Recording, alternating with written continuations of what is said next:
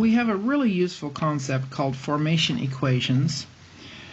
Hess's law is all good and fine when we have a whole bunch of component equations that we can add up to get our target equation, but sometimes it's kind of hard to figure out where we can get those component equations. And there are millions of compounds that we know of, and to try and figure out component reactions for all of them could be kind of daunting. So what we've done is made kind of a standard that is a way of finding the component reactions for every compound without any trouble. So let's talk about some examples.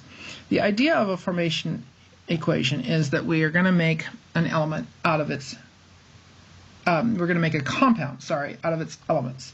So let's do a very simple one. Let's take barium chloride. So I'm going to write it over here, and barium chloride is normally a solid. So I'm going to say, what is barium chloride made out of? Well, it's made out of barium, and it's made out of chlorine. Okay, there are a couple rules we have to follow. So we have to make it out of the elements. Make compound out of its elements. Out of its elements. Okay, there we go. Got it down. Okay, now we also need to we need to know what form of those elements. So the elements must be in their naturally occurring state. And we're going to use, most thermodynamic tables use 25 degrees. Ooh, I put occurring. Here I am trying to talk at the same time as I'm writing, and there I get in trouble. In their naturally occurring states, okay? And usually at 25 degrees Celsius. Now, not every table is like that, but most of them are. So it'll always say, if you look at Appendix B on page 820 in your textbook, you'll see a tiny little note by the asterisk down at the bottom of the page that says all values at 298 K. That means this table, the thermodynamic values that we have in this table are for 25 degrees Celsius or 298 Kelvin. All right, now if we don't know what the naturally occurring state is, we've got a big hint in this table. We can look at barium on in this table. Go to barium. The elements are in alphabetical order, and find the form of barium for which delta H is 0. Well, we have barium solid. We have barium gas. Barium solid is 0, so that must be its naturally occurring state. In other words, at 25 degrees Celsius and probably 1 atmosphere pressure, although that's not going to make a lot of difference for a solid, barium will be a solid. Okay, that's good. Now let's go over to the next page where you find chlorine. And you can find several versions of chlorine here. We have chlorine.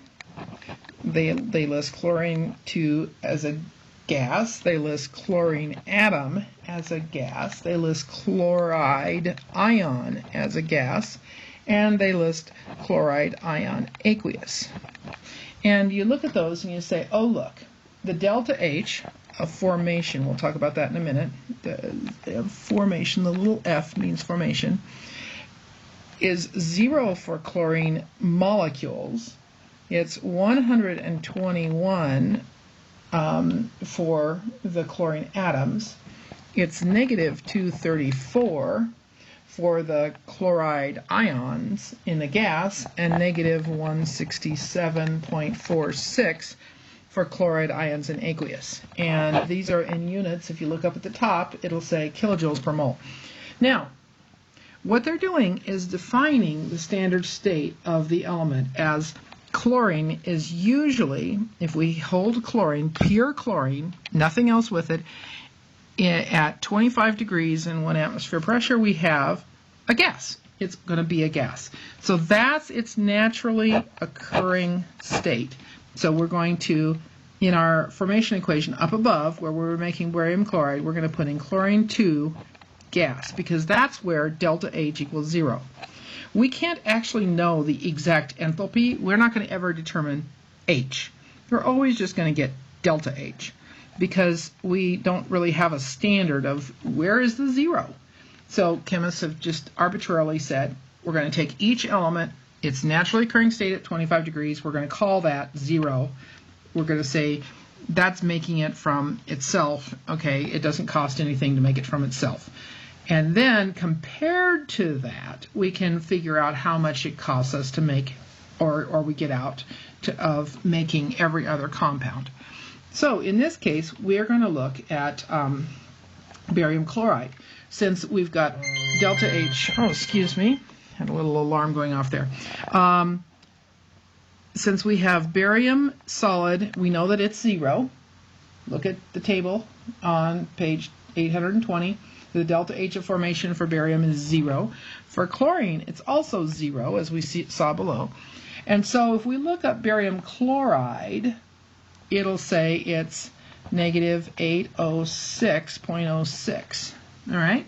So what we're saying is that we're making barium chloride out of barium and chlorine. The delta H to make it is going to be negative 806.06 kilojoules per mole. Now, this is making it out of its elements at standard states, making 1 mole of, and that's important, 1 mole of our target guy.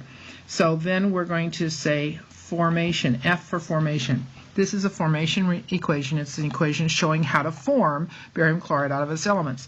And then you see, you also on the delta H's, so you have this little circle up at the top, which is pronounced not and spelled N-A-U-G-H-T. It's kind of an old-fashioned word for 0. Very old-fashioned word, actually. But anyway, we call it delta H naught of formation. That's how you say this piece here. Delta H naught of formation is negative 806.06. All right, so let's make a couple other formation reactions.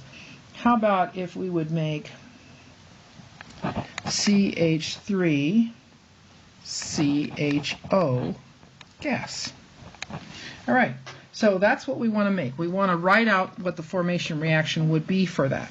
So in other words, we want to make it from its elements. So we're going to put it over on the side here, CH3CHO. Well, how would you make that? Well, we better have a couple carbons, right? Carbon. We better have, looks like 4 hydrogens, so we're going to have to say plus hydrogen. And we're going to have some oxygen, plus oxygen. Those are the 3 things we're going to make it out of.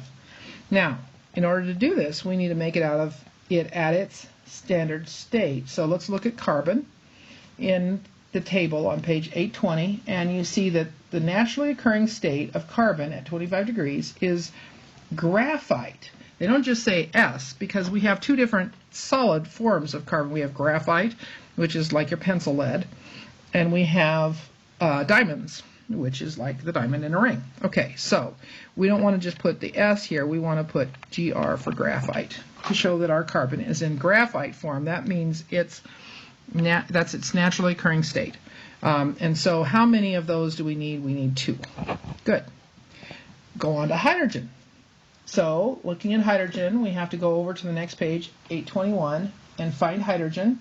And hydrogen, the 0 form for the delta H of hydrogen is H2 as a gas. And so now we can go ahead and put our coefficient in. We're going to need 4 hydrogens over on the right side of the equation. So I'm going to put, because they come in pairs, I'm going to put a big 2 in front.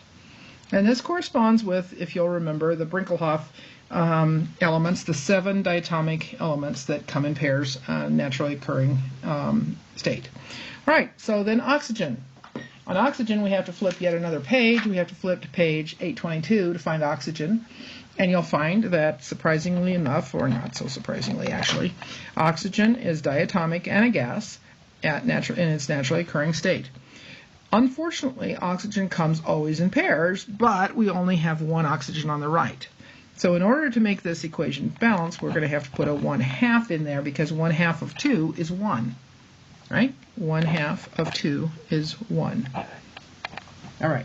So there we go. That's the formation equation for this substance. Okay, acetaldehyde is what that guy is called, but you don't need to know that. You just need to know how to make him from his elements. And if we look him up in the periodic table, in the thermodynamic table, Appendix B on page 820, we can find him under carbon. Just keep scanning down, scanning down, scanning down until you find him down there. And he's a gas. Great. And the delta H naught of formation is negative 166 kilojoules per mole. Okay, the naught means standard conditions, right? Okay, so the naught means standard conditions. So this means standard conditions. We always say naught, but we mean standard conditions by it.